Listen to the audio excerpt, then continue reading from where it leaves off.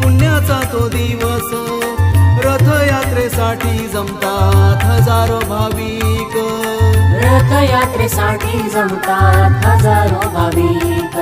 पहाटे तो अभिषेक तहसीलदारांचा तो मान, पहाटे तो अभिषेक तहसीलदारांचा तो मान।